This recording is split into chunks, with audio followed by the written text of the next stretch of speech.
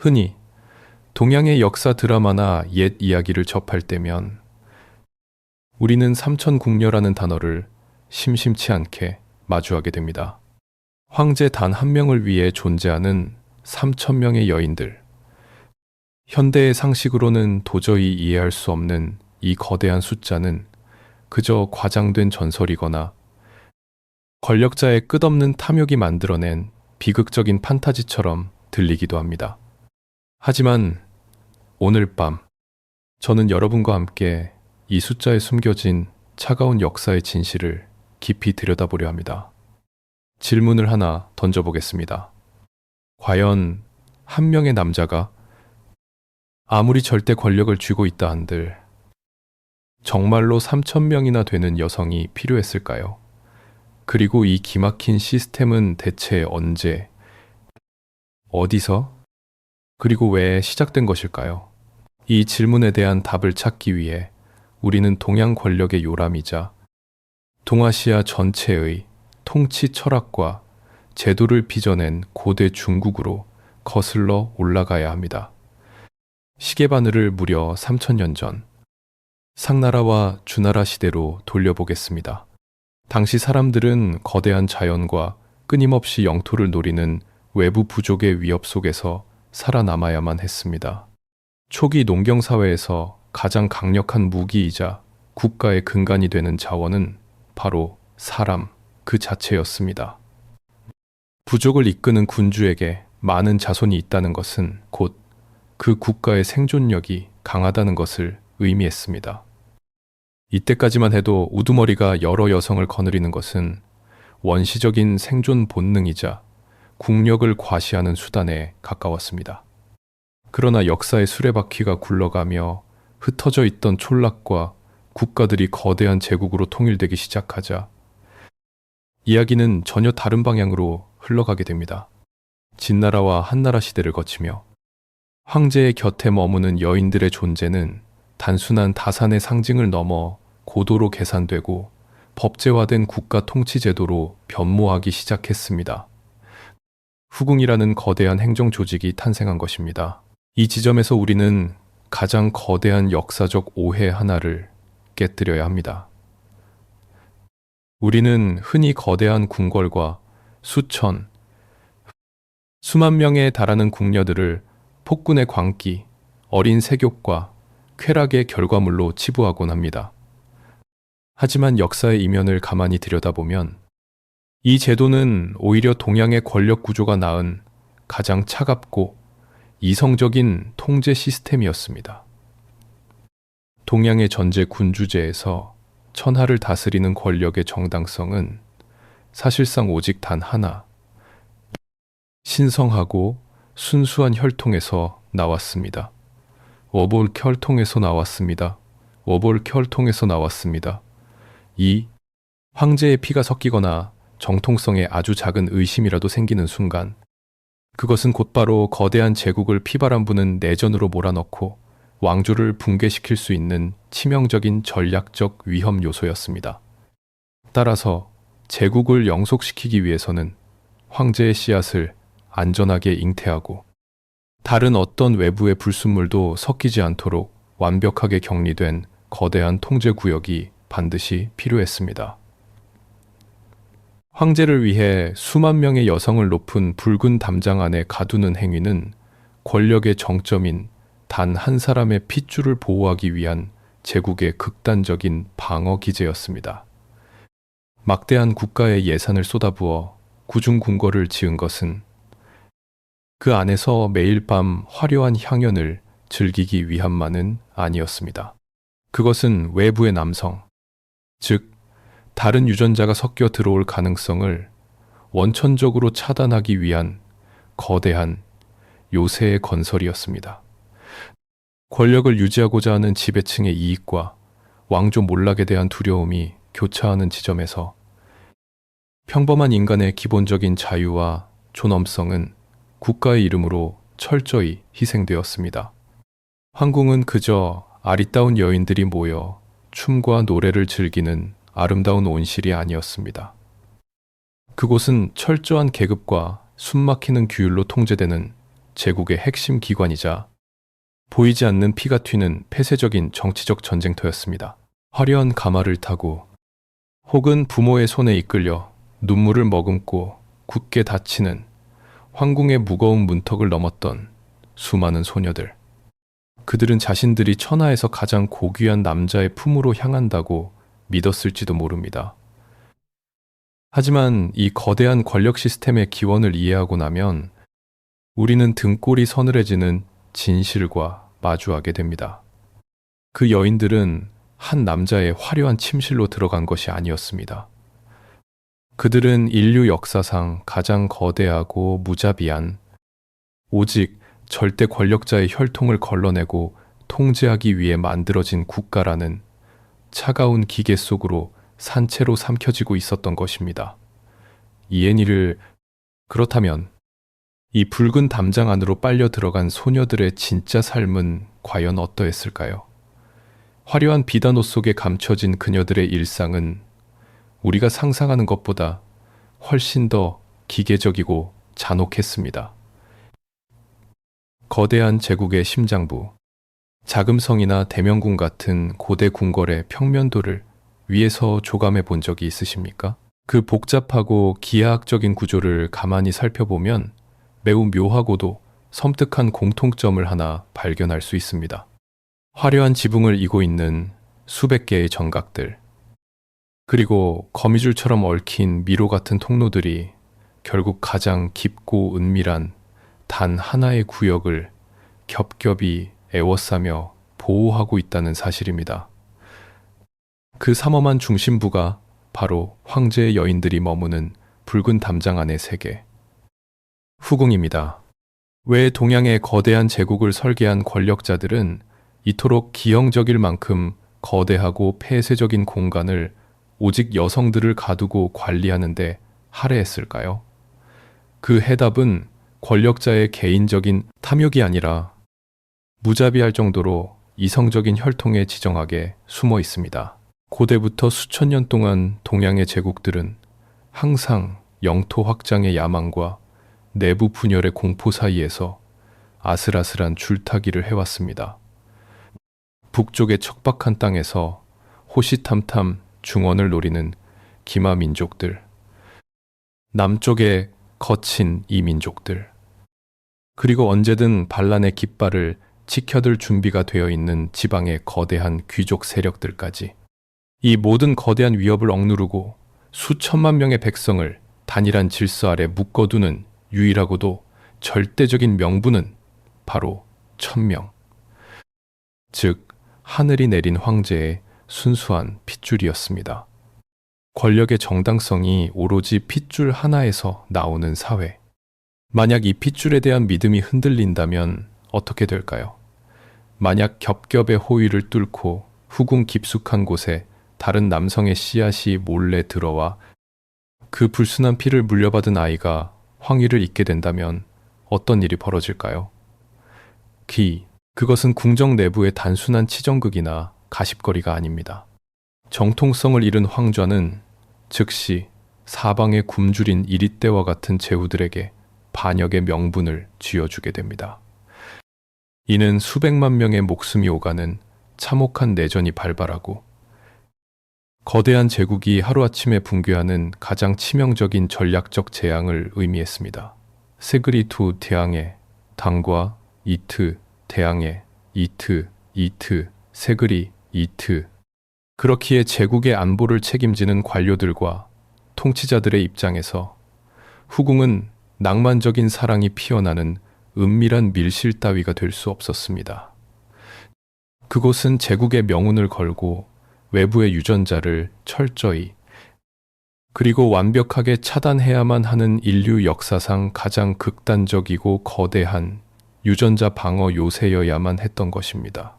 쟁구 트리프로 우쩐지 방어 등들을 잊지, 우쩐지 탱들을 인류 역사는 이치 방어 탱들을 게스, 인류 탱들을 방어 탱들을 게스, 탱들을 게스 등들을 북쪽 국경을 막기 위해 수만 리의 만리장성을 쌓아 올린 제국은 황제의 혈통을 지키기 위해 궁궐 안에 또 하나의 보이지 않는 장성을 높게 쌓았습니다.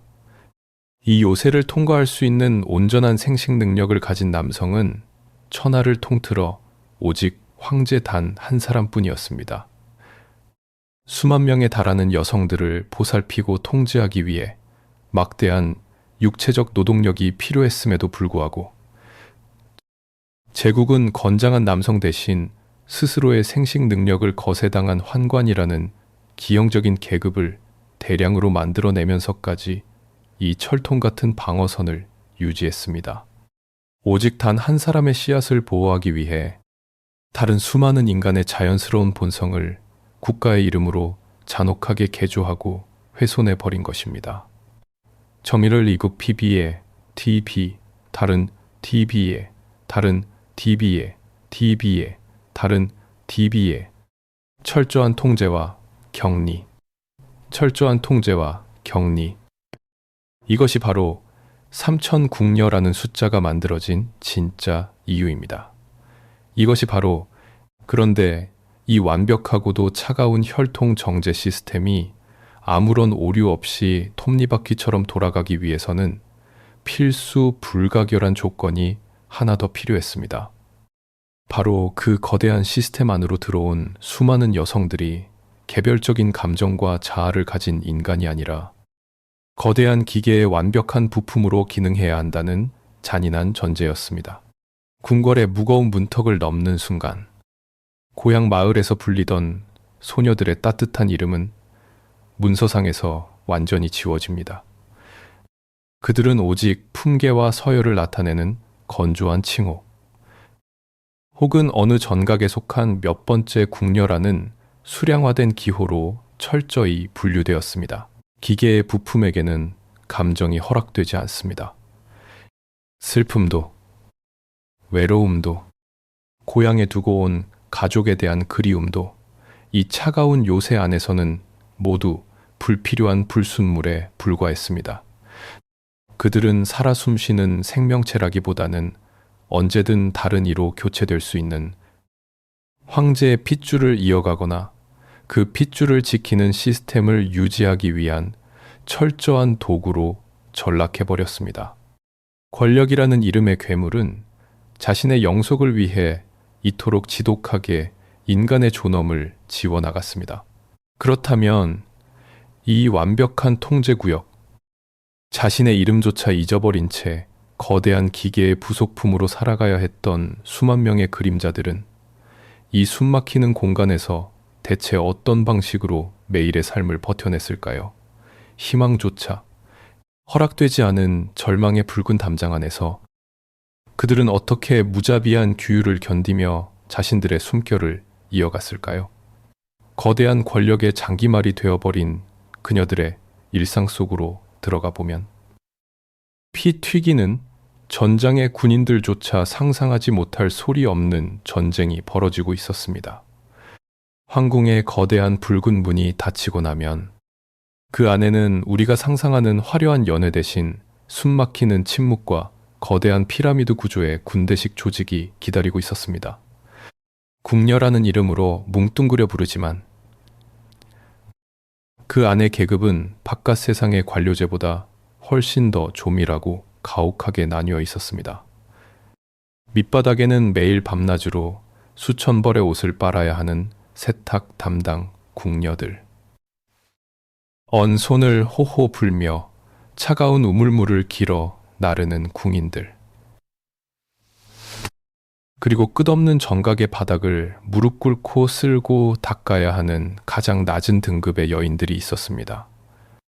이들은 평생 황제의 옷자락 한 번 볼 기회조차 없이 그저 황궁이라는 거대한 기계가 멈추지 않고 돌아가도록 자신의 피와 땀을 연료로 공급하는 이름 없는 소모품으로 생을 마감해야 했습니다.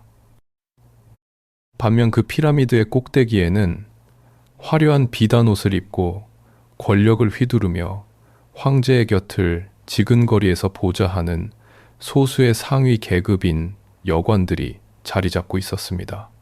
하지만 계급의 높고 낮음을 떠나 이 거대한 붉은 감옥에 갇힌 모든 여인들을 추참에는 절대적이고 무자비한 규칙이 하나 있었습니다. 그것은 바로 철저한 고립과 침묵의 형벌이었습니다. 수만 명의 살아있는 인간이 부대끼며 숨을 쉬는 거대한 공간이었지만 역설적으로 그곳은 세상에서 가장 지독하게 외로운 섬이었습니다. 파벌을 조장하거나 권력 투쟁의 씨앗이 될 수 있는 사적인 대화나 335 모이는 행위는 엄격하게 금지되었습니다. 혹여라도 의지할 곳 없는 처지를 한탄하며 서로 속마음을 나누다 발각되는 날에는 가차없는 매질과 형벌이 가해졌습니다. 소리내어 크게 웃는 것은 언감생심이었고, 깊은 밤 차가운 방에 누워 고향에 두고 온 부모 형제를 떠올리며 소리내어 우는 것조차 불경스러운 중죄로 취급되었습니다. 인간이 태어나 자연스럽게 느끼는 희로애락의 감정마저 제국의 안위와 황실의 법도라는 이름 아래 완벽하게 거세당해야만 했던 것입니다. 이 숨 막히는 비인간적인 통제가 가장 잔인한 민낯을 드러내는 순간은 역설적이게도 누군가의 따뜻한 보살핌이 가장 절실하게 필요한 순간, 바로 병마가 찾아왔을 때였습니다. 붉은 담장 밖의 평범한 세상에서 병자는 위로와 치료를 받아 마땅한 가여운 존재입니다. 하지만 오직 황제의 순수한 핏줄을 지키고 제국의 영속을 기원하는 이 신성한 요새 안에서 병에 걸린 궁녀는 그저 불길하고 더러운 기운을 품은 존재, 즉시 격리하고 폐기 처분해야 할 고장난 부품에 불과했습니다. 황실의 흉한 기운을 옮기거나 옥체의 병을 전염시킬 수 있다는 이유 하나만으로 병든 궁녀들은 제대로 된 의원의 진맥을 받기는커녕 따뜻한 약 한 첩조차 구하지 못한 채 궁궐 구석의 가장 차갑고 습한 병사로 무참히 내쳐졌습니다. 그 어두운 방에서 수많은 젊은 생명들이 고통 속에 신음하다 가족의 손길 한번 느끼지 못하고 쓸쓸히 숨을 거두었습니다. 죽은 뒤에도 그들의 시신은 온전한 관에 뉘어지지 못한 채 거적대기에 말려 이름 모를 야산에 아무렇게나 버려졌습니다.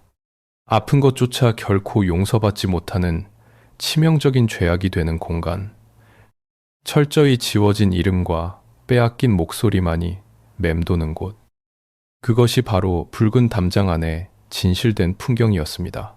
철저히 소모품처럼 취급받으며 언제 버려질지 모르는 공포와 극도의 고독 속에 방치된 수만 명의 그림자들. 이 끝없는 절망의 둠에서 단 하루라도 인간답게 숨을 쉬기 위해, 혹은 참혹한 죽음을 피하고 살아남기 위해 그녀들은 본능적으로 단 하나의 구명줄을 향해 필사적으로 손을 뻗을 수밖에 없었습니다. 그 동아줄은 바로 천하의 유일한 주인이자 이 끔찍한 지옥을 단숨에 눈부신 권력의 정점으로 바꿔줄 수 있는 단 한 사람, 황제의 눈에 띄는 것이었습니다. 스쳐 지나가는 단 한 번의 시선, 기적 같은 단 하룻밤의 승은을 입는다면 바닥을 기는 천한 신분에서 하루아침에 천하를 호령하는 황실의 주인이 될 수도 있다는 신랏 같은, 그러나 너무나도 강렬한 희망. 하지만 그 절대 권력자의 침소에 드는 것은 과연 그녀들의 팍팍한 운명을 구원해줄 눈부신 축복이었을까요? 아니면 더 깊고 참혹한 파멸로 이끄는 피 묻은 저주의 시작이었을까요? 화려함의 극치라 여겨지는 황제의 침소. 그 굳게 닫힌 은밀한 장막 뒤에서는 우리가 상상조차 하지 못한 기괴하고도 소름 돋는 통제의 절차가 조용히 기다리고 있었습니다. 수많은 사극과 로맨스 소설은 황제와 궁녀의 하룻밤을 세상에서 가장 달콤하고 운명적인 사랑의 완성처럼 묘사하곤 합니다. 그 수만 명의 경쟁자를 물리치고 마침내 선택받은 여인이 붉은 휘장 속에서 천하를 호령하는 권력자의 품에 안기는 장면 말입니다. 하지만 역사적 기록의 한 구석에 건조하게 남아있는 승은, 즉 황제와 잠자리를 함께하는 시침의 실제 과정은 로맨스와는 거리가 한참 멀었습니다. 그것은 애틋한 남녀 간의 사랑 행위가 아니라 철저하게 통제되고 기록되는 비인간적인 국가 행정 절차였으며, 제공정인여, 제공정인 당학 판다, 권력의 편집증이 만들어낸 기괴하고도 차가운 사육의 현장이었습니다. 어느 날 깊은 밤, 은쟁반 위에 놓인 수많은 이름표 중 하나를 황제가 무심코 뒤집으면 그날 밤의 운명을 맞이할 여인이 결정됩니다. 드디어 선택을 받았다는 벅찬 기쁨을 누릴 새도 없이 그녀를 기다리는 것은 참담한 굴욕의 절차입니다. 상궁과 환관들은 그녀를 철저히 씻긴 후 몸에 걸친 모든 실오라기 하나까지 남김없이 벗겨냅니다. 그리고 알몸이 된 그녀를 커다랗고 두꺼운 이불로 단단히 말아묶어버립니다. 인간을 마치 하나의 물건처럼 포장해버리는 이 기이한 짓을 왜 했을까요? 그것은 바로 암살의 위협에 대한 지독한 공포 때문이었습니다. 아무리 사랑을 속삭일 영스프로틴이라 할지라도 언제 옥좌를 빼앗길지 모른다는 불안감에 시달리는 절대 권력자의 눈에 그녀들은 언제 비수를 품고 덤벼들지 모르는 잠재적 암살자일 뿐이었습니다. 언제 비수를 품고 잠개 머리 장식 하나, 옷깃의 작은 틈새조차 허락할 수 없었던 황실의 지독한 불신은 사랑을 나누는 순간조차 여성의 기본적인 수치심과 존엄성을 무참히 짓밟았습니다. 이불로 빈틈없이 말린 여인은 건장한 환관의 등에 업혀 짐짝처럼 황제의 침소로 배달됩니다. 하지만 충격적인 사실은 여기서 끝이 아닙니다. 천하에서 가장 은밀해야 할 남녀의 공간에 그들은 결코 단둘이 있지 않았습니다. 방문 바로 밖, 심지어는 침상 아래에는 기록을 담당하는 환관이 부동자세로 서서 숨죽인 채 귀를 기울이고 있었습니다. 이들의 목적은 단 하나, 황제가 머무는 시간을 정확히 측정하고 모든 행위를 감시하는 것이었습니다. 일정한 시간이 흐르면 밖에서 대기하던 환관은 큰 소리로 때가 되었음을 알립니다. 천하를 가진 황제의 쾌락조차 국가가 정해놓은 철저한 시간표에 따라 엄격하게 통제되었던 것입니다. 일이 끝난 후 환관은 황제에게 아주 끔찍하고도 기계적인 질문을 던집니다. 오늘 밤에 유전자를 남길 것인지 아니면 지울 것인지 묻는 것입니다. 만약 황제가 원치 않는다고 단호히 답하면 환관은 여인의 몸 특정 부위를 압박하여 강제로 황제의 씨앗을 배출하게 만드는 잔혹하고 모욕적인 조치를 취했습니다. 반대로 남기겠다고 답하면 환관은 즉각 붓을 들어 여인의 이름과 동침한 날짜, 그리고 시각을 장부의 분초 단위로 정밀하게 기록합니다. 훗날 이 여인이 임신을 했을 때 그것이 정확히 황제의 핏줄인지 역추적하여 검증하기 위한 완벽한 알리바이 기록표를 만드는 것이었습니다. 우리가 막연한 환상 속에서 상상하던 눈부신 황은의 실체가 이토록 차갑습니다. 가장 사적이어야 할 인간의 은밀한 행위조차 제국을 물려줄 우수한 후계자를 생산하고 그 혈통의 순수성을 증명하기 위해 철저히 감시당하고 수량화되는 잔혹한 가축 교배 시스템과 다를 바 없었습니다. 이 숨 막히는 모멸감을 묵묵히 견뎌낸 끝에 이 천운이 따라서 황제의 아이를 잉태하게 되었다고 가정해 봅시다. 이제 그녀의 앞날에는 탄탄대로가 펼쳐지고 화려한 권력의 달콤한 맛을 누릴 수 있었을까요? 안타깝게도 제국의 역사는 그보다 훨씬 더 잔혹하고 비정했습니다. 온갖 수모를 겪으며 잉태한 그 용의 씨앗은 그녀를 지켜주는 튼튼한 방패가 아니라 오히려 그녀의 목을 단숨에 베어버릴 가장 날카로운 칼날이 될 수도 있었습니다. 왜냐하면 동양의 황실에서 아들을 낳아 황제의 어머니가 된다는 것은 곧 사형 선고를 의미할 수도 있었기 때문입니다. 동양의 오랜 관념 속에는 모이작이라는 말이 있습니다. 어머니는 아들로 인해 귀해진다는 뜻입니다. 붉은 담장 안에 혹독한 삶과 수치스러운 시침의 과정을 견뎌낸 여인이 마침내 천운을 얻어 황제의 아들을 품에 안게 되면 그 순간부터 그녀의 운명은 완전히 뒤바뀌는 것처럼 보입니다. 가장 천대받고 소외되던 궁녀나 하급 후궁에서 하루아침에 황실의 고귀한 핏줄을 잉태한 귀한 몸이 되어 황태우라는 제국 최고의 권력을 향해 나아갈 수 있는 황금빛 입장권을 쥐게 되는 것입니다.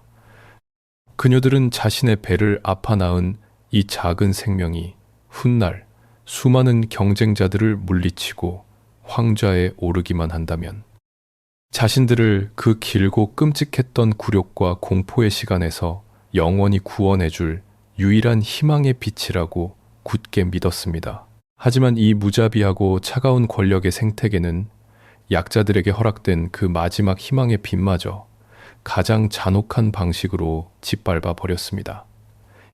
황궁의 깊은 곳에서는 아들로 인해 귀해지는 것이 아니라 역설적이게도 아들이 너무 귀하기 때문에 어머니가 죽어야만 하는 기막힌 비극, 즉 자기 모사의 참극이 조용히 행해지고 있었습니다.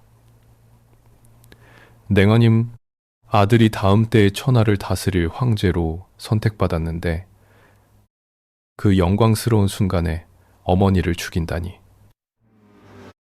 이것은 도대체 인간의 상식으로는 이해할 수 없는 끔찍한 모순 아닙니까? 이 피 비린내 나는 잔인한 제도의 뿌리는 중국 한나라의 전성기를 이끌었던 위대한 군주 한무제의 시절로 거슬러 올라갑니다. 생애의 마지막에 다다른 늙은 한무제는 자신이 그토록 총애하던 구익 부인의 어린 아들을 다음 황제로 점찍었습니다.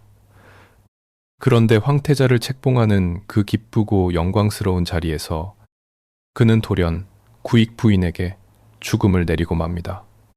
영문을 알지 못한 채 억울함에 피눈물을 흘리며 죽어간 그녀를 향해 한무제는 훗날 이렇게 말했습니다.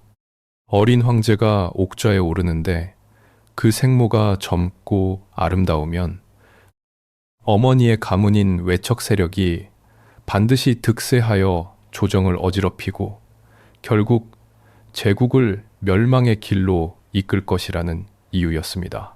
이것은 단지 늙고 권력에 집착한 한 황제의 미친 짓이나 우발적인 살인이 아니었습니다. 과거의 역사 속에서 태후의 일가 친척들이 어린 황제를 꼭두각시로 만들고 국정을 농단하다가 왕조를 무너뜨렸던 뼈아픈 교훈들이 있었기 때문입니다. 황실의 입장에서 외척은 언제든 옥좌를 빼앗을 수 있는 가장 두려운 적이었습니다. 이 끔찍한 살인 결정은 훗날 부귀 같은 왕조에 이르러서는 아예 국가의 공식적인 법도와 제도로 굳어지기까지 했습니다. 북위에서는 후궁이 낳은 아들이 황태자로 책봉되는 그 즉시 그 생모를 강제로 자결하게 만들었습니다. 제국의 설계자들, 그리고 권력을 쥐고 있는 통치자들의 차가운 눈에 후궁은 그저 우수한 후계자를 생산해 내기 위한 살아있는 자궁, 즉 일회용 도구 그 이상도 이하도 아니었습니다.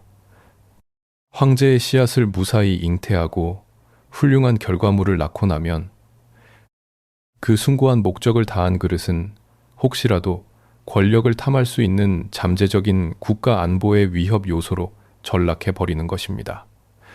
황권에 조금이라도 위협이 될 수 있는 외부 세력의 간섭을 원천적으로 차단하기 위해서라면 황제를 낳은 생모의 목숨을 빼앗는 폐륜조차 제국의 안위를 위한 이성적이고 결단력 있는 통치 행위로 칭송받았습니다.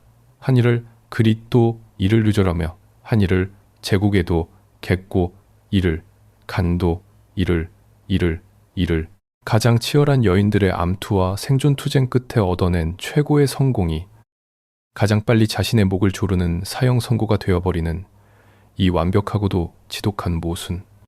자식을 낳아도 죽고 낳지 못해도 버려지는 이 끔찍한 궁궐 안에서 여성의 존엄은 산산조각이 났습니다. 인간으로서 누려야 할 최소한의 모성애와 감정마저 제국의 안보라는 명분 아래 완벽하게 거세당한 채 핏빛 벼랑 끝에 매일 서 있어야 했던 여인들. 그녀들이 이 숨막히는 지옥 같은 공간에서 미치지 않고 살아남기 위해서는 자신을 옥죄는 이 거대한 폭력의 굴레 속에서 어떻게든 발버둥을 쳐야만 했습니다.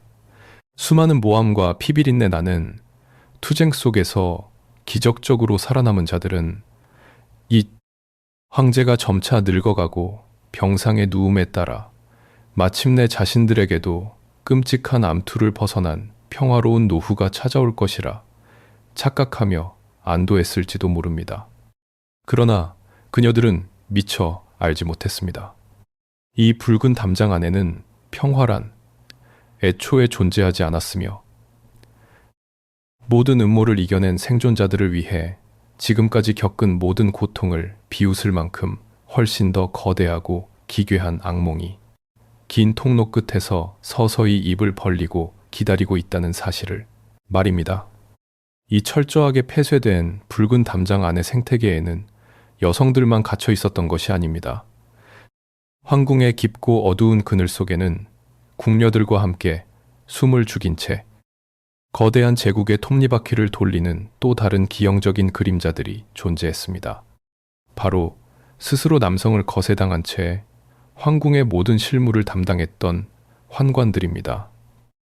황제라는 단 한 명의 완전한 수컷을 위해 다른 모든 남성의 출입이 금지된 이 거대한 금남의 구역에서 환관은 여성들을 관리하고 감시하기 위해 제국이 고안해낸 완벽하고도 잔혹한 도구였습니다. 그들은 황제의 눈과 귀가 되어 궁녀들의 일거수일투족을 감시하고 우로트 이 그들의 생사 여탈권을 쥔 채 붉은 요새의 문을 지키는 무자비한 문지기 역할을 수행했습니다. 하지만 가장 극단적인 통제가 가해지는 곳일수록 인간의 억눌린 본성은 가장 기괴하고 예상치 못한 방식으로 튀어오르기 마련입니다. 붉은 담장 안에서 절대 권력의 소모품으로 전락한 궁녀와 생물학적인 남성을 거세당하고 인간 이하의 취급을 받던 환관. 이 두 부류는 겉으로는 감시자와 피감시자의 관계였지만 본질적으로는 권력의 폭력 앞에 짓밟히고 훼손된 동병상련의 비참한 희생양들이었습니다. 극도의 고독과 생존의 위협이 매일같이 숨통을 조여오는 이 차가운 밀실에서 철저히 고립된 두 약자는 서로를 향해 은밀하게 손을 뻗기 시작했습니다. 역사 기록에는 대식이라는 단어가 등장합니다. 그리고 글자 그대로 마주보고 밥을 먹는다는 뜻이지만 실제로는 궁녀와 환관이 서로의 외로움을 달래기 위해 남몰래 부부의 연을 맺고 의지하며 살아가는 기형적인 결합을 의미했습니다. 생리적인 기능을 거세당한 자들과 평생 남자의 품을 허락받지 못한 채 성적으로 감금된 자들이 차가운 궁궐 구석에서 서로의 상처를 핥아주며 기이한 위안을 얻었던 것입니다. 그러나 이들의 결합은 단지 외롭고 불쌍한 자들의 슬픈 위로에서 멈추지 않았습니다. 이야기는 여기서부터 제국의 근간을 뒤흔드는 무서운 정치적 반전으로 이어집니다. 황제는 자신의 혈통을 지키기 위해 환관이라는 거세된 도구를 만들어 여인들을 통제하려 했지만 이 두 집단은 곧 서로의 결핍을 완벽하게 채워주는 가장 무서운 정치적 동맹으로 진화했습니다. 황제의 일정을 꿰뚫고 궁궐 밖의 정보를 통제할 수 있는 환관의 권력과 황제의 곁에서 베갯머리 송사를 통해 마음을 움직일 수 있는 후궁의 영향력. 이 두 가지가 결합하는 순간 거대한 시너지 효과를 내며 제국의 모든 권력을 집어삼키는 거대한 괴물이 탄생했습니다. 역사 속에서 제국을 파멸로 이끌었던 수많은 외척과 환관의 결탁, 그리고 그 이면에서 조종했던 권력 지향적인 후궁들의 무서운 연대는 바로 이 기형적인 생태계가 낳은 필연적인 돌연변이었습니다. 가장 약하고 무해할 것이라 여겨져 육체적 통제를 당했던 이들이 오히려 권력의 가장 깊숙한 곳에서 황제를 꼭두각시로 만들고 제국의 심장을 주무르는 아이러니, 이것이 바로 절대 권력이 스스로 만들어낸 치명적인 맹점이자 역사의 섬뜩한 복수였습니다. 하지만 후궁과 환관들이 엮어낸 이 은밀하고도 강력한 권력의 그물망도 단 하나의 절대적인 변수 앞에서는 한순간에 모래성처럼 무너져 내릴 수밖에 없었습니다. 그들의 모든 권력과 부, 그리고 아슬아슬하게 이어가던 생존의 끈은 오직 중심에 있는 단 한 사람, 황제의 목숨에 철저히 기생하고 있었기 때문입니다. 시간이 흘러 젊고 강력했던 황제도 늙고 병들어 마침내 차가운 침상에 눕게 되는 날이 찾아옵니다. 그리고 황제의 숨을 거두는 순간, 궁궐 전체에 무겁게 울려 퍼지는 죽음의 종소리. 그것은 단지 하나의 시대가 저물고 새로운 황제가 즉위한다는 단순한 권력 교체의 신호가 아니었습니다. 그것은 붉은 담장 안에 갇혀 있던 수만 명의 여인들을 향해 지옥의 문이 열렸음을 알리는, 세상에서 가장 끔찍하고 잔혹한 사륙의 진혼곡이었습니다. 황궁 깊은 곳에서 황제의 죽음을 알리는 둔탁한 종소리가 울려 퍼지는 밤, 붉은 담장 안은 숨막히는 공포와 피비린내, 나는 죽음의 그림자로 짙게 뒤덮입니다. 바깥 세상에서는 새로운 군주를 맞이할 준비로 분주하겠지만 후궁의 여인들에게 그 종소리는 자신의 목숨이 오늘 밤을 넘기지 못할 것임을 알리는 확정된 사형 선고와도 같았습니다. 황제가 마지막 숨을 거두는 순간, 그를 평생토록 섬겼던 수많은 여인들을 기다리고 있는 것은 다름 아닌 순장이라는 이름의 참혹한 집단 학살이었습니다. 순장이란 죽은 권력자를 위해 산 사람을 강제로 무덤에 함께 묻는 고대의 악습입니다. 우리는 흔히 이런 야만적인 풍습이 까마득한 고대 은나라나 주나라 시대에나 존재하다가 문명의 발달과 함께 일찍이 사라졌을 것이라 생각합니다. 하지만 믿기 어렵게도 이성적인 도덕과 유교적 예법을 그 무엇보다 중시했던 명나라 초기에 이 잔혹한 제도는 황실의 가장 끔찍하고 합법적인 절차로 화려하게 부활했습니다.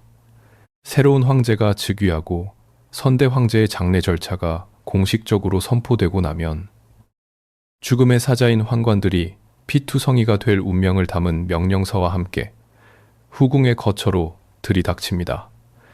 막 그들의 손에는 자교를 명하는 새하얀 비단끈인 백릉이나 고통스럽게 내장을 태우는 독약이 든 사약잔이 들려 있었습니다.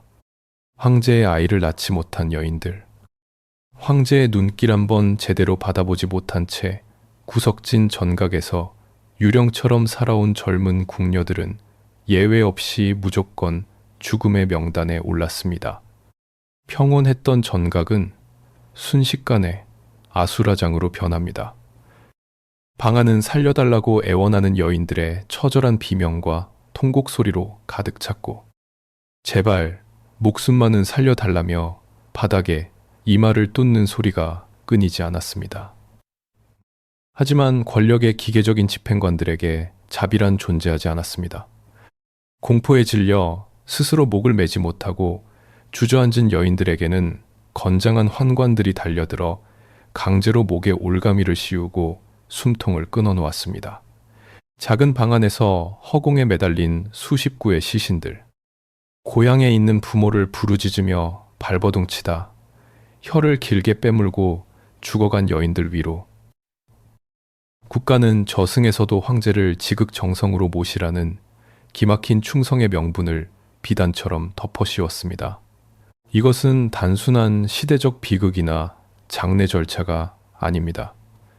충성심과 사후 세계에 대한 종교적 믿음이라는 고귀한 가치가 국가가 주도하는 거대한 집단 살인극을 합법화하기 위해 얼마나 끔찍하고 교묘하게 왜곡될 수 있는지를 보여주는 역사상 가장 극명한 증거입니다. 살아생전 단 한 번도 황제의 온기를 느껴보지 못했고 심지어 황제의 얼굴조차 본 적 없는 여인들이 오직 권력자가 혼자 가는 저승길이 외롭지 않아야 한다는 그 기괴하고 이기적인 이유 하나만으로 젊고 싱싱한 목숨을 강제로 빼앗겨야 했습니다. 제국은 이 무참하고 야만적인 사륙의 본질을 은폐하기 위해 순장당한 여인들의 늙은 부모에게 벼슬을 내리고 가문의 명예로운 칭호를 부여하며 남은 자들의 입을 돈과 권력으로 철저히 틀어막았습니다. 딸의 죽음을 팔아 얻은 관직표를 받아든 가족들의 침묵 속에 소녀들의 억울한 죽음은 고귀한 희생으로 화려하게 포장되었습니다. 살아있을 때는 자유와 감정을 철저히 빼앗긴 채 차가운 국가 기계의 부속품으로 취급받고 쓸모가 없어지는 죽음의 순간에는 권력자의 무덤 속 흙덩이로 무참히 던져지는 운명. 인간의 존엄성은 이 붉은 담장 안에서 흔적도 없이 가루가 되어 흩어졌습니다. 황궁의 화려한 금빛 지붕 위로 밤새도록 끊이지 않고 맴돌았던 여인들의 한 맺힌 울음소리는 절대 권력을 위해 억울하게 희생된 수천 수만 원원들의 저주와도 같았습니다. 그렇다면 이토록 끔찍하고 일방적인 폭력 앞에서 나약한 여인들은 그저 순한 양처럼 고개를 숙이고 자신들의 차례가 오기만을 무기력하게 기다려야만 했을까요? 지렁이도 밟으면 꿈틀거린다고 했습니다. 숨을 쉬는 것조차 온전히 허락받지 못할 만큼 극한의 억압과 고통 속에 내몰린 약자들에게 무조건적인 복종과 죽음만을 영원히 강요할 수는 없는 법입니다. 압박이 강해질수록 터져나오는 반발의 힘 또한 무서워집니다. 모든 것을 체념한 채 죽음만 기다리는 듯 보였던 붉은 담장 안의 가장 어두운 그림자들 속에서 제국의 지배자들은 상상조차 하지 못했던 인류 역사상 가장 무모하고도 경악스러운 반역의 불씨가 조용히 있죠. 그러나 맹렬하게 타오르기 시작했습니다. 절대 권력은 과연 그 이름처럼 완벽하고 무너뜨릴 수 없는 강철의 성벽일까요? 극도의 억압은 필연적으로 거센 폭발을 잉태하기 마련입니다. 붉은 담장 안에서 숨죽여 울며 죽음만 기다릴 것 같았던 궁녀들. 이 또 세상에서 가장 나약하고 무해해 보였던 20대 소녀들이 인류 역사상 가장 거대한 제국의 지배자를 향해 직접 반역의 밧줄을 들이민 믿기 힘든 사건이 벌어집니다. 역사는 이를 명나라 가정제 시절에 일어난 이민궁변이라고 부릅니다. 이 사건은 폭력에 짓눌린 약자가 생존의 벼랑 끝에 몰렸을 때 얼마나 무섭고 치명적인 존재로 돌변할 수 있는지를 보여주는 섬뜩한 증명서입니다. 명나라의 11번째 황제 가정제는 불로장생이라는 헛된 망상에 미쳐있던 기형적인 권력자였습니다. 그는 영원히 살기 위한 신비한 약을 만들기 위해 아직 10대 초반에 불과한 어린 궁녀들을 수백 명씩 징발하여 끔찍한 학대를 가했습니다.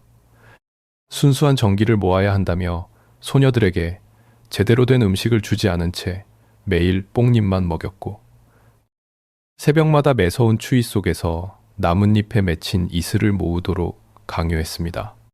조금이라도 실수를 하거나 피로에 지쳐 쓰러지면 가차없는 매질이 가해졌고 수백 명의 어린 궁녀들이 굶주림과 과로 그리고 잔혹한 폭행으로 인해 목숨을 잃고 차가운 바닥에 버려졌습니다. 매일 밤 동료들의 참혹한 시신이 실려 나가는 것을 지켜보던 궁녀들의 마음 속에는 두려움을 넘어선 거대한 분노와 사리가 피어나고 있었습니다. 어차피 가만히 있어도 개죽음을 당할 바에야 차라리 저 괴물의 숨통을 끊어버리자. 이민년의 어느 깊은 밤, 양금영이라는 궁녀를 비롯한 16명의 10대 소녀들은 마침내 굳은 결심을 하고 황제의 침소로 은밀히 숨어들었습니다. 천하를 호령하는 절대 군주가 곤히 잠든 침상 위로 세상에서 가장 연약한 소녀들이 짐승처럼 달려들었습니다. 몇 명은 황제의 팔과 다리를 억눌렀고 한 소녀는 머리꼬지로 황제의 급소를 찔렀으며 양금영은 미리 준비한 비단 밧줄을 황제의 목에 겹겹이 감아 힘껏 조르기 시작했습니다. 수천만 명의 생사 여탈권을 쥐고 흔들던 신과 같은 존재가 고공 자신들이 벌레처럼 짓밟았던 소녀들의 억센 소나귀에 눌려 얼굴이 붉게 달아오른 채 발버둥치는 기막힌 광경이 벌어진 것입니다. 극도의 긴장과 공포 속에서 밧줄이 사형 매듭으로 엉키는 바람에 황제는 기적적으로 목숨을 건졌고 결국 소녀들의 끔찍한 암살 시도는 실패로 돌아갔습니다. 반역에 가담한 궁녀들은 모두 산채로 살점이 도려내어지는 가장 잔혹한 형벌인 능지처참을 당하며 비참한 최후를 맞이했습니다.